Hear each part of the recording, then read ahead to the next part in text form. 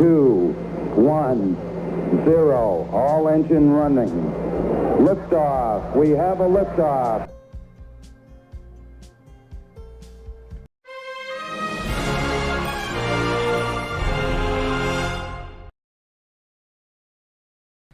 What's up mga titos and titas? Welcome to Crypto Live Pilipinas DXY Edition!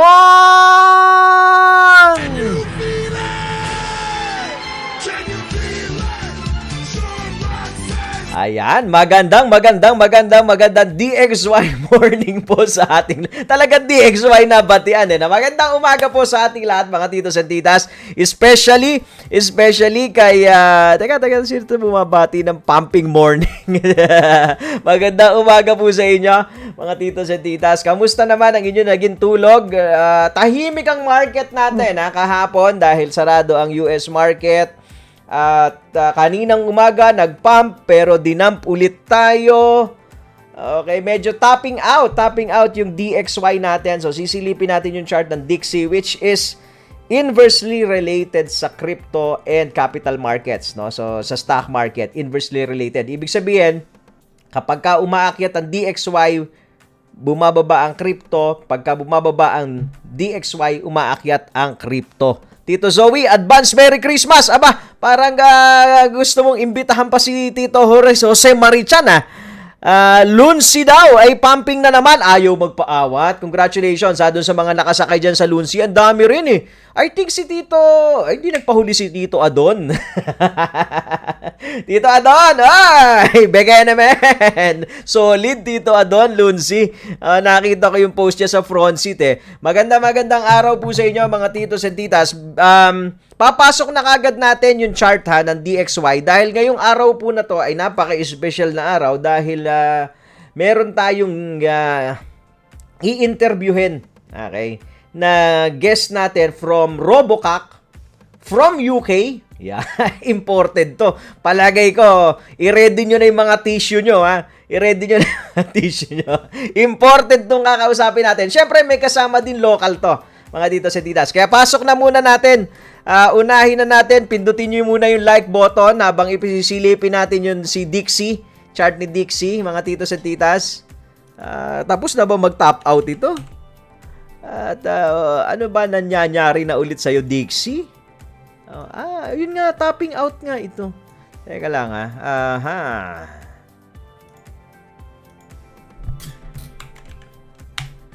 Si Dixie.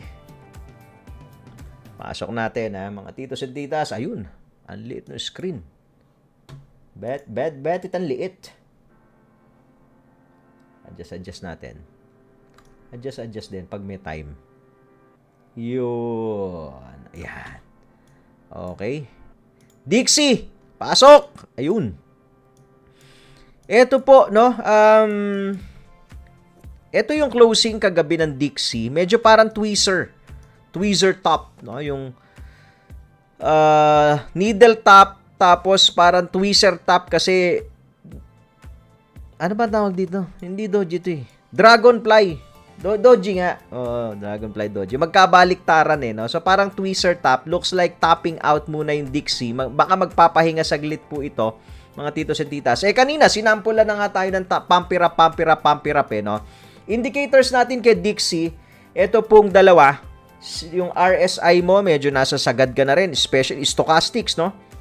So, expect nyo po na medyo magko-cool down ng kaunti itong si Dixie, pero ang trend po, general trend is still paakyat. Okay, so ano ibig sabihin po nun? Kaya nakakakita tayo ng pump it up di ba? Kumbaga sa panahon ay merong occasional pumps. Ika nga, no? Meron tayong makikitang occasional pumps kay Dixie sa crypto, occasional pumps sa crypto kasi nga si Dixie merong mga corrections along the way. But the general trend is paakyat pa rin po itong si Dixie. Pasok natin si Bitcoin. Teka na, Tito Rap Santos, ayun, nagpapa-attendance. Tito Chris Saicon, uy, salamat po dyan, ha. Matindi yan, Tito Chris. 100 pesos. Ito sa inyo, Tito Chris. English edition, yes, Tito JM. But later pa yan, ha? Later pa. I will reserve my English for our guests. Okay? But you reserve tissue also for me. Baka madali tayo rito. Napasubo ako sa'yo, Tita CJ ng ROBOCOCK. Oo, ha? Hindi mo sinasabi Englishero pala itong marketing nyo, ha? Nosebleed ubo tayo nito mamaya. Teka muna, tatapusin ko na. Baka maubos ang lakas ko. Bago maubos ang lakas ko, silipin ko na muna itong Bitcoin. Oo, antindi ng pump ng Bitcoin, no? Grabe. Pero tight yung range natin, ha? Tight yung range, eh. Masikip yung range. So, kala ko kanina tutuluyan na yung 20. Di ba, remember yesterday we're saying 24,400 or EMA. Ayan na si Emma, konti na lang, susungkitin mo na lang eh. Hindi mo pa sinungkit, nahiya ka pa bayaw eh. Ayan na si Emma, oh. Ayan na, oh. Oh, konti na lang ito eh. Hindi mo pa tinuluyan eh. Nag-high tayo kanina, mga titos at titas, 20,180. Ang posible pong mangyari dito, ha? Ito, babantayan nyo. Teka muna, huwag nyo munang i-short. Dali lang. Mamadali naman kayo eh. Teka muna. Ito po ang isang posible mangyari dito. Kasi po, yung EMA po na yan, since yung price is nasa baba, okay, patuloy lang po yan na bababa. Teka, maganda rito.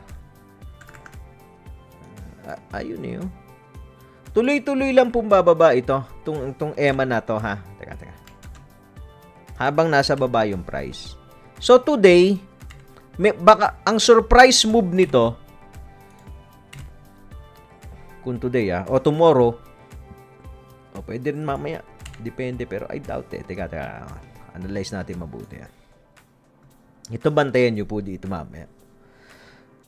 Kasi susundo tong EMA, susunod po ito. Pag ito ay hinugot at tinagos natin tong 19.5, yung area ng 19.5 na yan, either today, kung talagang may selling pressure at tagusin po yan, walang magagawa si EMA kung hindi hahatakin ng price pababa si EMA. Okay?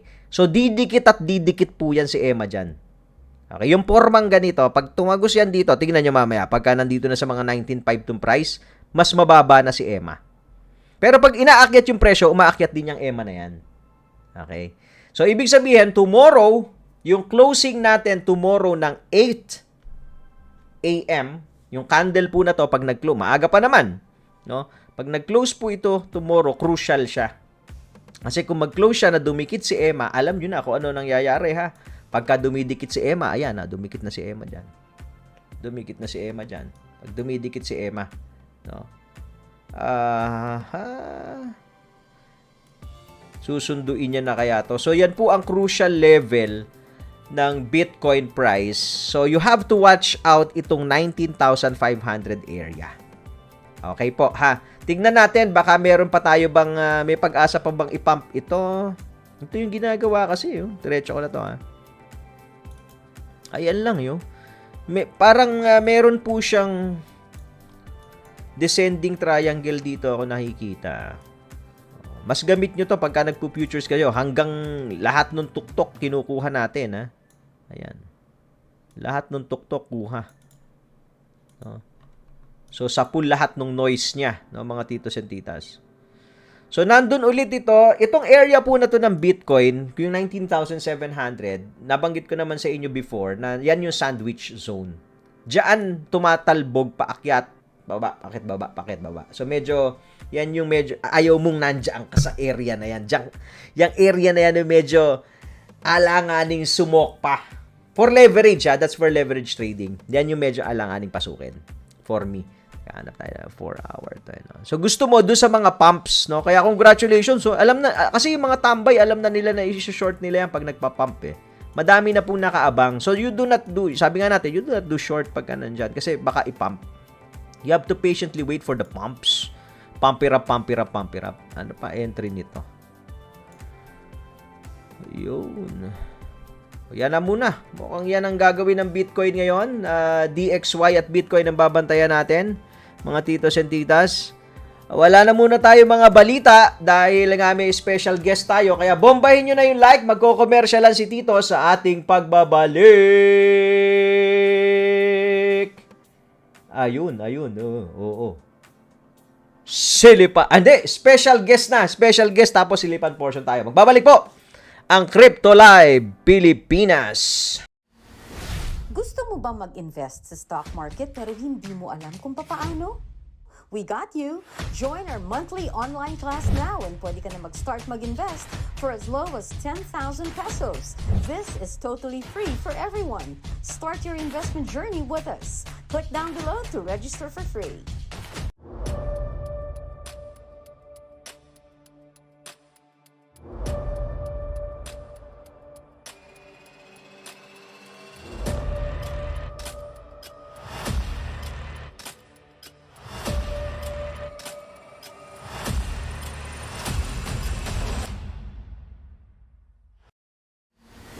Gusto mo ba mag-invest sa stock market pero hindi mo alam kung paano? We got you! Join our monthly online class now and pwede ka na mag-start mag-invest for as low as 10,000 pesos. This is totally free for everyone. Start your investment journey with us. Click down below to register for free.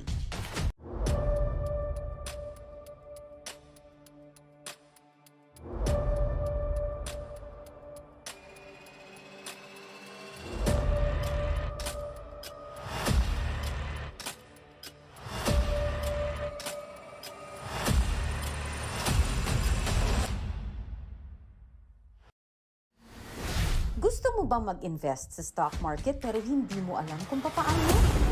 We got you! Join our monthly online class now and pwede ka na mag-start mag-invest for as low as 10,000 pesos. This is totally free for everyone. Start your investment journey with us. Click down below to register for free.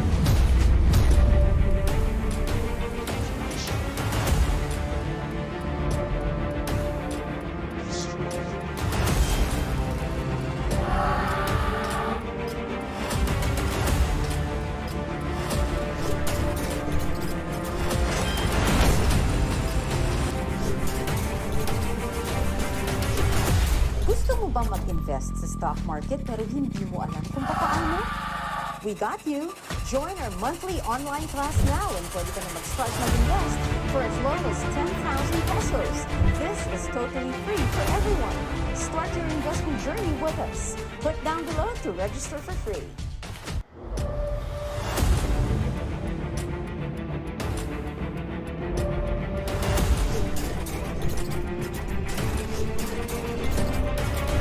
We are back, mga titos and titas, and welcome to our final set. Siyempre, brought to you by BYBIT. Ayan po, yung Southeast Asian Games Competition still ongoing. 6 days to go hanggang matapos po yung registration natin, ha? So, kung gusto pong mag-participate, meron kayong BYBIT account, log-in nyo lang po yan sa website ng BYBIT and then click nyo lang yung register. Ayan po, nasa description din ng video natin yan para hindi kayo maligaw at magiging participant na kayo. Konti na lang ang hinahabol natin dito, ha. Nakita ko yung pinresent ni Tito Team. Konti na lang mahahabol na natin yung Indonesia sa number of participants. At syempre, nandiyan din po yung KUCOIN na trading bot, mga titos and titas. Kung gusto nyo subukan, nandito rin sa description ng video natin yan link. Andyan, syempre, hindi mawawala ang 8-chain PANDO project.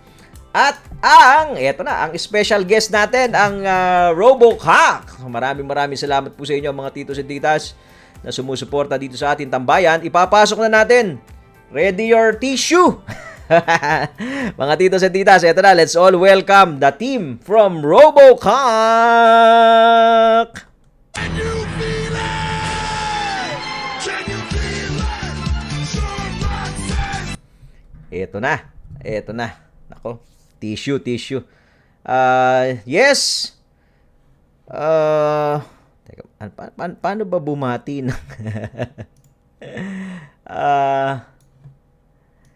team from ROBOCOCK? Magandang umaga po. Good morning, Tito Giga and Tito Razu and Tito Jiken. You can unmute. Don't shy. Don't shy. You can unmute. Is only us.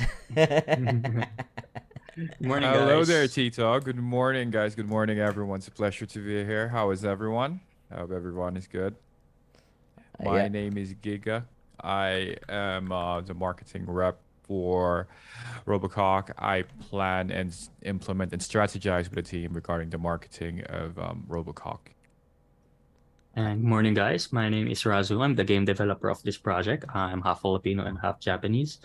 And thank you for having us here in your live stream, Tito Vlogs. Yeah, my pleasure, my Tito- pleasure. Yeah. Si Tito Giga, you're also hop. You're Filipino. Arguably, but I think I'm full. Yeah, I would have to ask my ancestors about that. Yeah, yes. Oh, so you're full Well, Filipino, but you grew up in the States.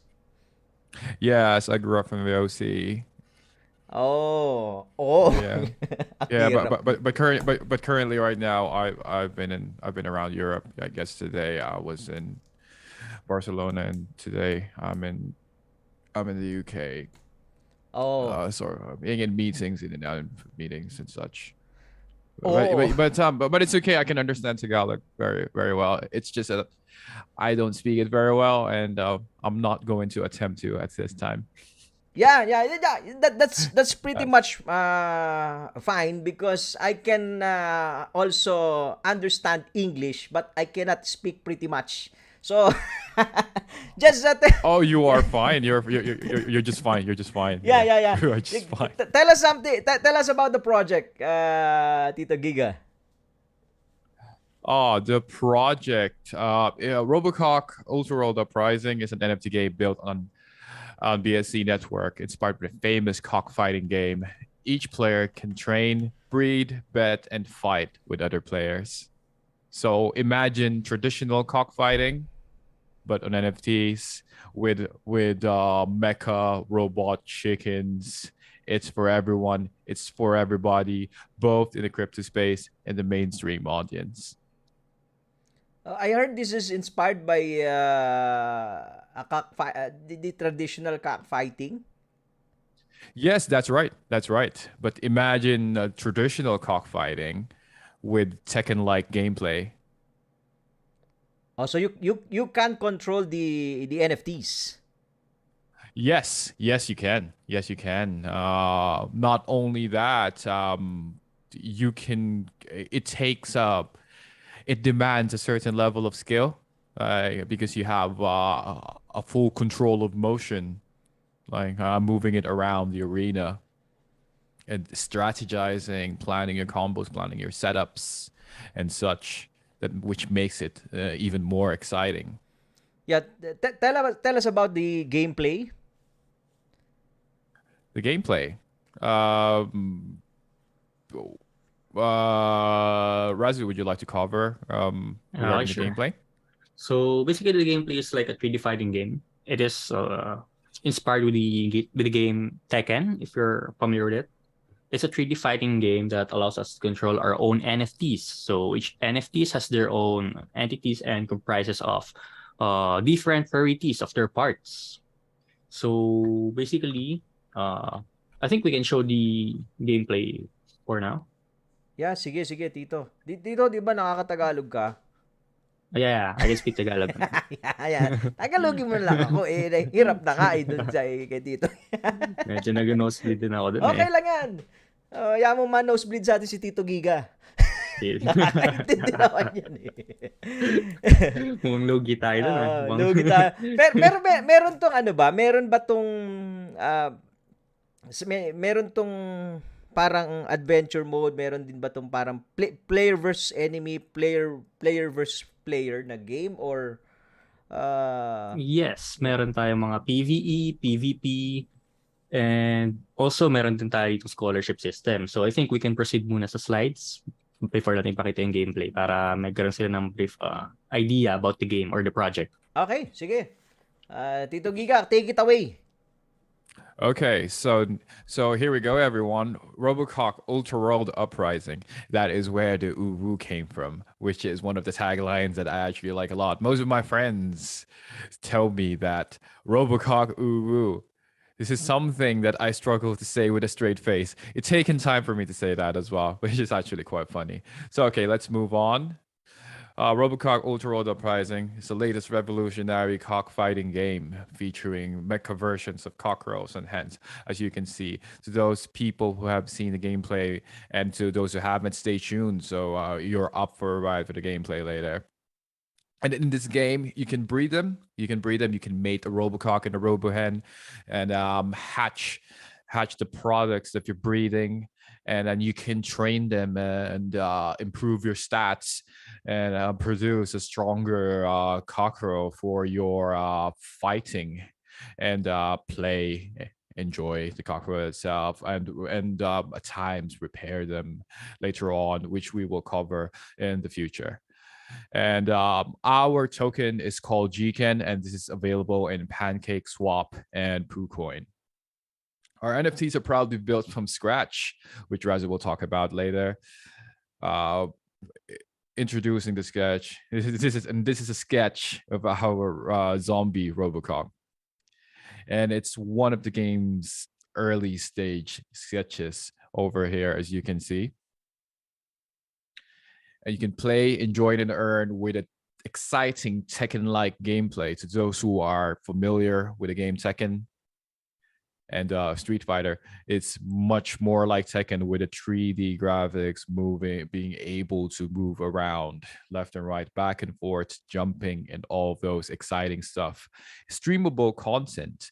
As a scholar, as a manager, or as a retail player, this is something that you can stream and be proud of. And also it is scholarship friendly. This is for everybody, and you have various income opportunities. And we would also like to express our emphasis on the skill-based gameplay compared to other NFT games, especially here in RoboCock. It's not like any other NFT games where you just click and hit like with a turn-based gameplay. RoboCock demands a more interactive and engaged gameplay. We also offer different game modes and also different kinds of burning mechanisms. And another point to bring out is our AI generated betting system. This means that when we get to our betting stage, the RoboCocks are not controlled by humans. And this ensures that the games are never dropped and that it's fair for everybody. So every day we would release 350 simulated matches, which everybody can bet on. And this will be based on stats and the AI mechanism. And this is the first blockchain game that features the rebate system, which Razu will cover later on. These are some of your ways to earn, which is via breeding, PvE, weekly tasks, PvPs, and tournaments. And we are composed of a team of talented and passionate professionals from the Philippines, Vietnam, America, UK, Canada, and our team is actually growing around the world. And now we have very engaged early investors that helps us market the game from Spain, Korea, and Malaysia as well, I believe so. And we are KYC'd by Solid Proof and Gempad that we can elaborate further on. And our contract is audited by Certic, and our liquidity pool is locked proudly for 200 years. Yes, that is right, everyone, for 200 years. 200 years. We will be long gone, and our liquidity pool will be there to stay. And here is our here's a preview of our roadmap, which we adhere to despite the bear market. And proud to say, we are always early and ahead in announcing of our benchmarks and our milestones in our roadmap. And currently, we are playable on PC, and very soon we will be available on mobile. And that is a very exciting thing to come, I'd say, because once we are on mobile, we will be available for bigger audience. Exciting times. And these are some of our recent updates. We went live on player versus environment, and now our training mode is live. Also, don't forget, our OG breeding sets are still on sale. Make sure you catch them because they are limited and they will never be sold again. It's also a great advantage in having the OG sets, which Raz and I will cover later on in the segment. OG breeding sets are still available. The investment is 700 worth of BNB, which includes 3 NFTs that can produce up to 27 ROBOCOCKs. Imagine the ROI on that. Here's an example. And this is on breeding alone. This does not include the PvE, PvP, weekly task rewards, and tournaments where you can also earn money. And you can also earn with each referral in the NFT presale. This is when your friends refer to your username in our marketplace. You get 5% of tokens when they buy an OG set. And make sure to join our Discord community. Everybody is so cool, happy, and welcoming over there to answer your questions. And that's all. Thank you very much. Back to you, Tito. Yeah, thank you. Thank you for that presentation.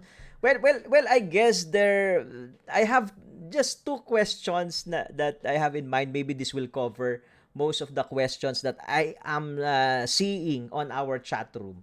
The first one is, you are launching this game in a bear market where a lot of play to earn games right now, and a lot of play to earn games right now are the players have no appetite in a play to earn games. So why launch it now in a bear market? So what's the strategy in launching it, and how confident is the team that you're gonna make it until the next bull market? Tito G, thank you very much for your question. If you think of the most successful NFT game to date right now, they started around 2017. Everybody caught wind of it in 2021, but they started in 2017.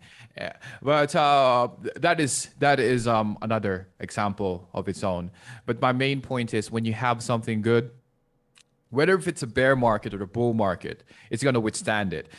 We are very confident in our product. We have a very passionate devs like Razu, which we'll speak more about this. But look at the game itself. Look at the game itself. Look at the current market right now of P2E games. Our product is good, and our plan is long term. Our plan is long term. This is not a short term project. This is a long term project. What you can see right now is a potential of what it could be in the future. Having the game alone is enjoyable in itself. Even if you strip out the crypto side of it, if you strip out the betting side of it, the game alone is very engaging to our players. So now adding the crypto side of it and adding the betting side of it, which will engage and make it mainstream for the larger audience. We are confident that with the right marketing and exposure, and with the right people and the right support of the community, we are confident that we are onto something big right now. And then something to add as well.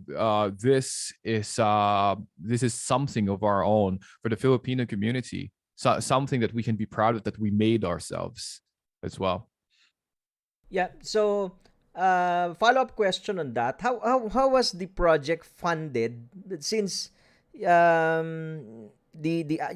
mentioned earlier, the appetite for P2E games right now is really not that good, and you're launching it on a bear market. So, how was it funded, and how to ensure that you're gonna survive this crypto winter? This is funded via private sale and the own pocket of our devs, which is something that we are proud of, because we don't have any venture capitalists that that we have to answer to. We can stay true to the vision of what we want to do ourselves, not having to compromise to any investor that backed us up. Okay. And You mentioned in the presentation that the liquidity is locked for 200 years. So can this is the first time that I heard of something like that. Can you elaborate more of that? Because one of the I'm hearing here, I'm reading some comments regarding rug pulls. Because we all know that rug pulls, what happened to rug pull is they get the liquidity out of the system, so the price of the token will eventually collapse. So what is this 200 years lock in liquidity? it removes the possibility of rug pull. This is how confident we are. This is how confident we are about the project, that it will outlive us, that nobody can take the liquidity because it's locked for 200 years. And it will definitely still be locked even after our lives comes to its natural end. How does that work? How does that work? The lacking of liquidity. It's how do you describe this?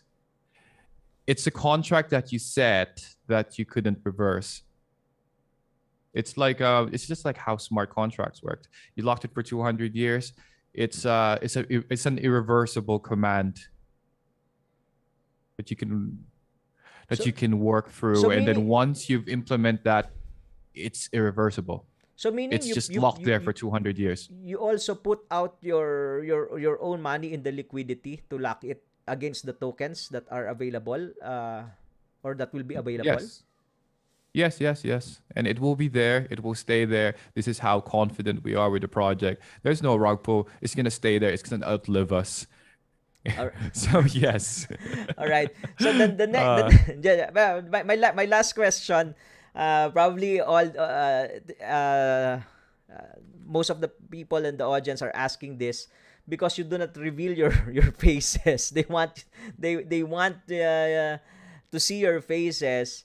And how do you address these issues? Of course, when you present to a lot of people in AMAs, you know, Filipinos wants to see the developers, wants to see the face behind every project.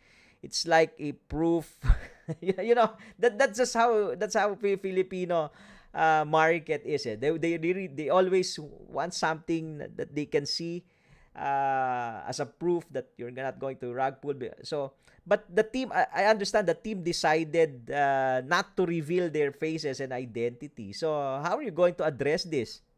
So, yeah. Absolutely, excellent question, and that is a very valid question from all of our audience right now. So going back to the KYC, we submitted our government issued documents to Solid Proof and Gempad. We are also doxed, and my team personally met yourself and other guild leaders. And just to further raise the point about it, it's we are doxed, so but if we publicly show our faces right now, it will slow down the development due to loss legislations, regulations, and a lot of red tape. Like me myself, I can dox myself soon, I guess. But for our team members that currently lives in the Philippines, it will affect it will affect the development of the game greatly. And all we want to do is be able to deliver this beautiful product, this beautiful game that we have in store for everyone to be able to be playing and accessing and betting into. So and the thing is, one of the main features of our game is betting. And when you have something like betting involved into something, you know how it goes. And that is where it attracts all the attention, the red tape, potentially like taxes and legislational issues. So currently right now, our main focus is to deliver the game. And then later on, when the right time has come, we're happy to show our beautiful faces proudly. All right, all right. Thank you. Yes.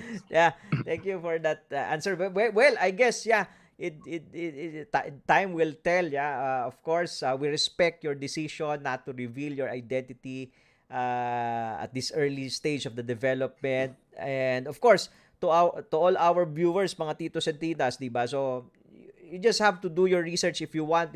Again, kung hindi nyo type, you're not obliged to purchase anything, di ba?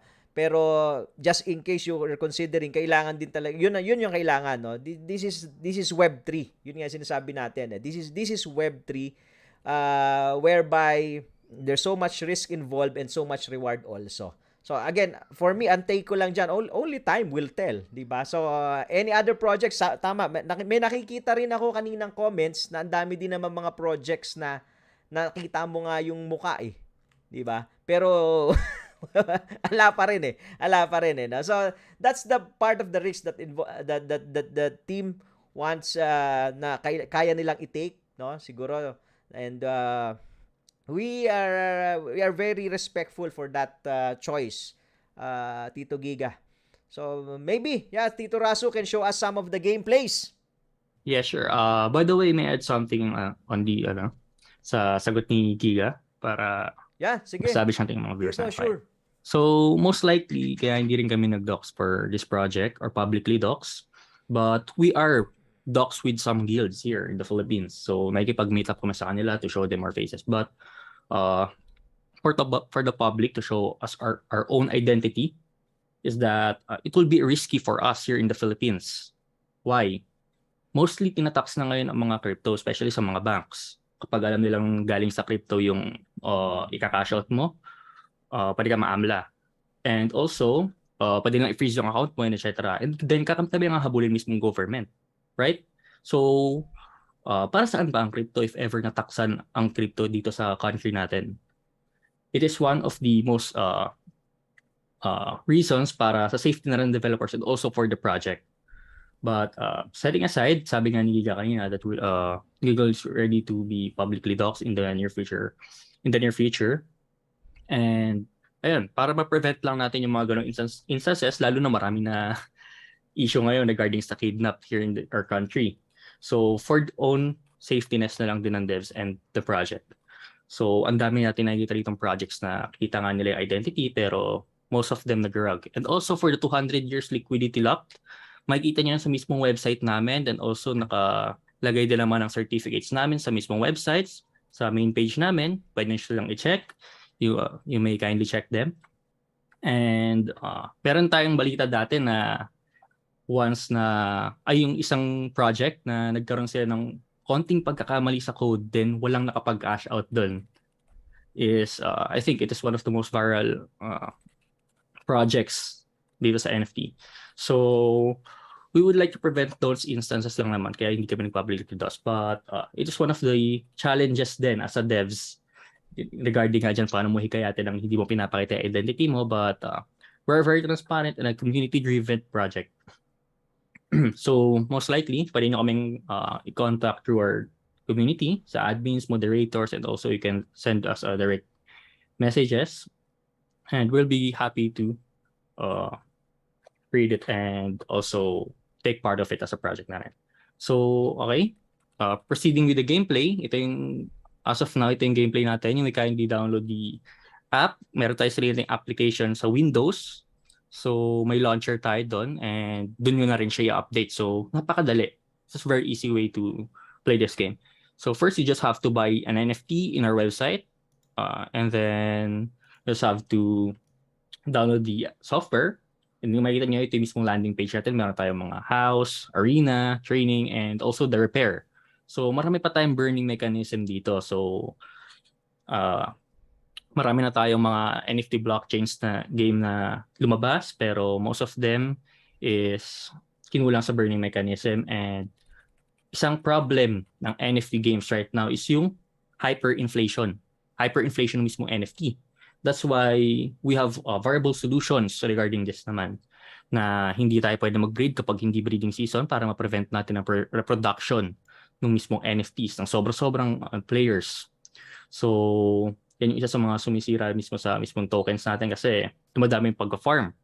And in addition, yung token natin is limited. Okay, so check muna natin tong house para makita niyo yung mismong ROBOCOCK natin.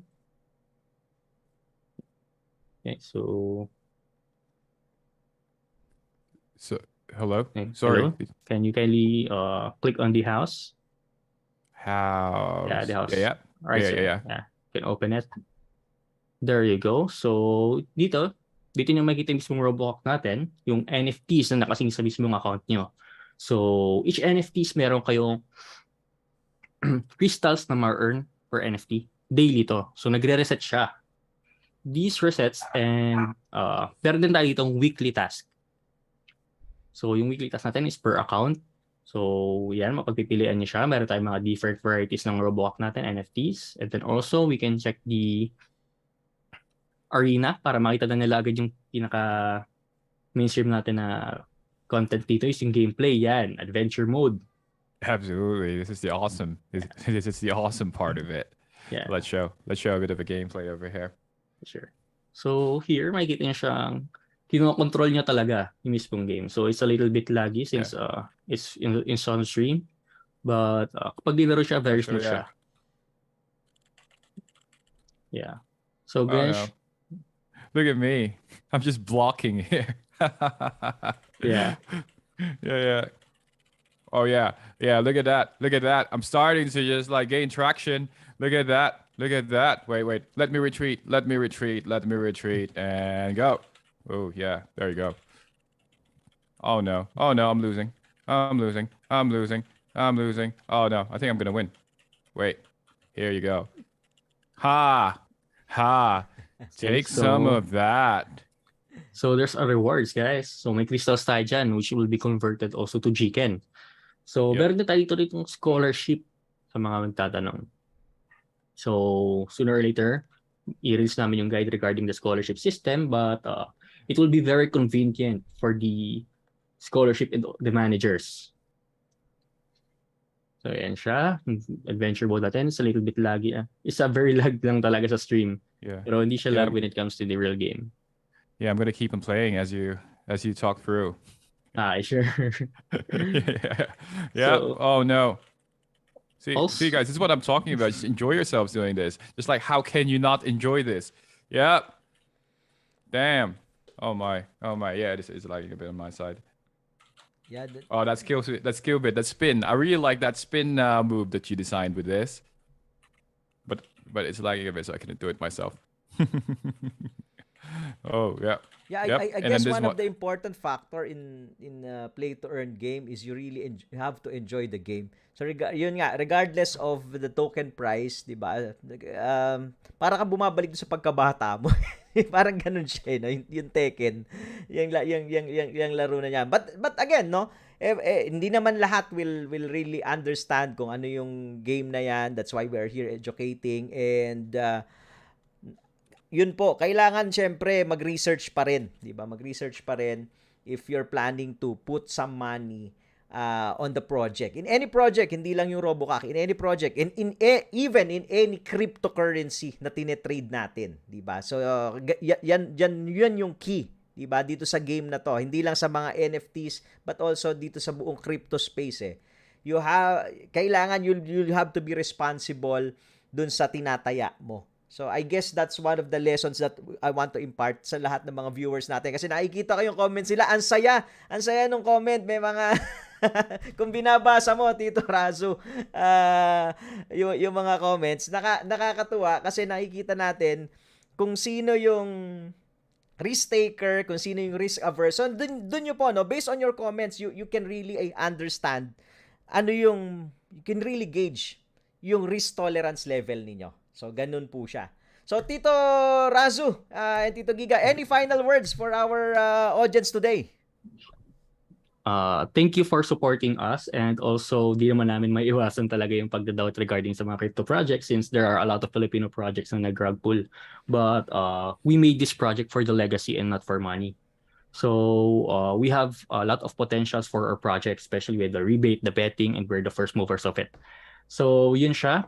I suggest na mag-research muna tayo bago tayo pumasok sa isang project, and so far we want to ensure that everyone will be having a great time in playing this game and also to take profit in this project. So most likely lahat naman tayo gusto lahat take profit, pero I suggest everyone to make their own research before going to some projects. But based on what you can see here, this project is very secured as for we are doing this for the legacy and not for money. Okay. So yun siya. All right. So thank you, Tito Razo and Tito Giga for your time. Yeah, Tito Giga, final words. Thank you very much. And as Razu said, we're doing this for the right reasons. We're doing this. Well, we're doing this not only for money, not for money, but for our legacy actually. And the devs, they're not paid devs. This is our own product, and we're lucky to have Razu as well. Did you guys know that he graduated from Harvard? You know, that guy's being all humble and all that, but he's a Harvard graduate. So you know, it's like. And he's actually quite young as well. Look at this product what he was able to do. Look at what he can do right now with the right with the success of this project. We can even expand this. We can even do more, and we can even reach more, and we can offer you more awesome things to play with. And you know, we're having fun. We're sharing something that we built that is special, that is true to its vision to everyone. So thank you very much for the support and then giving us the stage to be able to speak out about our product. All right. Thank you, Tito Giga and Tito Razu, for your time today. Thank you, Tito Vlogs. Okay, hanggang sa muli. Kukuha lang ako ng tissue. Bye. Bye. Thank you. Oh wait. Oh yeah. What's that? Yeah, one more thing. Not only that Razu is a Harvard graduate, he can also speak Japanese because he's half Japanese. Yeah, but everybody want to hear it? Anybody want to hear it? Come on, Tito Razu. Come on, Razu. I find it really cool because I wish I could speak another language, but right now it's like I can only speak plain and boring English and some Tagalog when I am drunk. So there you go. Okay, see. Kaya naman request mo, Giga, pero sure. Show these people what were fun. Sorry. Yeah. Okay, so Boko wa game kay Hatsisha Razu Tomoshimasu. So I'm your game developer Razu. And Boko wa 100% Nihonjin dewa arimasen. So I'm not 100% Japanese. Boko wa half Nihonjin to half Philippine. So I'm half Filipino and half Japanese. So I grew up here in the Philippines, but I'm currently exploring a lot way here in the crypto spaces. So yeah, I think that's it should be in the introduction part. Yeah, Tito. Thank you. So thank you very much for baka dyan na maubos ang dugo ko. Lalo hindi na. Yeah, give it up for Razu. That's awesome. And thank you very much, Thank you guys. It's a pleasure to speak to you. Okay. Thank you. Bye-bye. Bye-bye. Thank you. Bye. Ayan, mga titos and titas, ha? O, yun, ganyan lang naman yan. KKBB naman yan, ano, mga titos and titas. Kaya,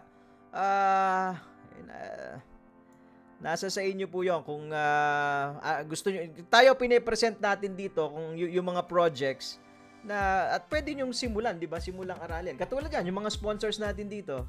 Nandyan yung KUCOIN, nandyan yung PANDO project, nandyan yung A-Chain. So, ayun, KKBB naman. Lalong na nosebleed talaga ako, Tito EJ. Ano nag-Japanese? Napanis tayo dun, ha. Matindi yun, matindi. Kampay! Ayun, sabi ni Tito Joshua Rodriguez. Sayunachi! Sayunachi. Matindi rin yan, ha. Tito Naptroy. Ayun. Wasario! Ano yung Wasario?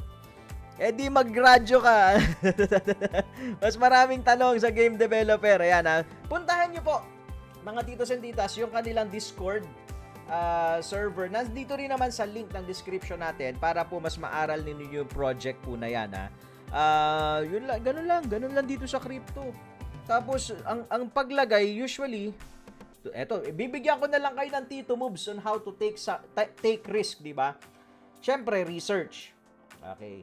Kung hindi mo type, it's okay. Wag mong lagyan ng capital kasi nga hindi siya pasado sa panlasa mo. Kahit gaano kaganda pa yung project na yan, or kahit gaano kapangit pa yung project na yan, basta hindi pasado sa'yo, you are not comfortable putting your money, even a small amount, don't do it. Okay? Kasi baka hindi ka makatulog. Okay? Yun po yung unang rule dyan in risk-taking. Ngayon, kung halimbawa naman, nag-research mo, medyo parang okay naman, 50% okay, 50% hindi, di ba? Do more research. Dig deeper do sa community. Alamin nyo po yung ano ba yung community nito, di ba? Kilalanin nyo yung mga devs. Nandun ho yan sa Discord, di ba? Nandun sa Discord. So pagka nagdagdagan nyo pa yung research nyo at naging kampante kayo, mga titos and titas, that's the time na pwede nyo nang sabihin na, eto, sige, maglalagay na ako ng capital. Okay. Ngayon, ang tanong, syempre, kailangan yung capital na ilalagay mo dun, comfortable ka pa rin. Okay? Na anything na mangyari dun sa game, hindi man bumalik sa iyo yung capital mo, no? Okay ka pa rin. You will still be fine. Diba? So, ganun po siya. So, pag totally hindi mo type, okay lang. Diba? Okay lang. Kasi may mga, diba, may mga projects na para sa iyo, may mga projects na hindi rin para sa iyo. Ganun lang po dito sa space ng Web3. Yan yung nakita natin, no? But yung bottom of it is kung ano yung masushoot sa'yo at nakita mo while nilalaro mo na. Let's say nakita mo, mukhang may potential to. Especially, ito po learning ko sa mga play-to-earn games, mga titos and titas, no? I just played 2 games na play-to-earn. One is Axie Infinity, the other one is Pegasus.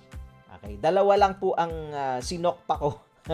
Ang pinasok kong ang nilaro ko, no? The others, yung mga Imperium Empires, hindi pa kasi na-launch yung mga game nun, di ba?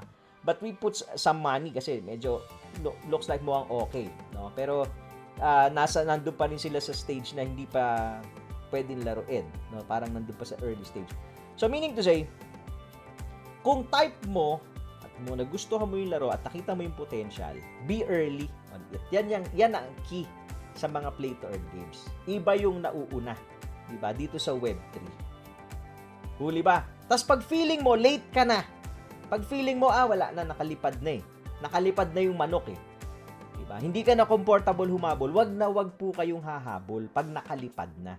Kasi doon na dadali. Doon na iipit. Doon nagkakawindang-windang lahat. Di ba? Nakita mo nung una, dinisregard mo, okay? Probably because hindi ka nag-research. 'Di ba? Kaya mo kaya rug pull 'yan. Unang kita pa lang rug pull na kagad. Hindi ka na nag-research, 'di ba? Tapos pag lumilipad na, pumapadli na, saka ka nga, naku, mukhang okay nga talaga. Ito na talaga. Tapos pagpasok mo all in. Pagpasok mo, yun na pala yung peak, sabay bagsak. Okay? Mga titos at titas. So, yun ang importante, no? As yung early part, nandoon yung research, yung early part. And then, pag nagustuhan mo, bet early. Tito moves! Yan na.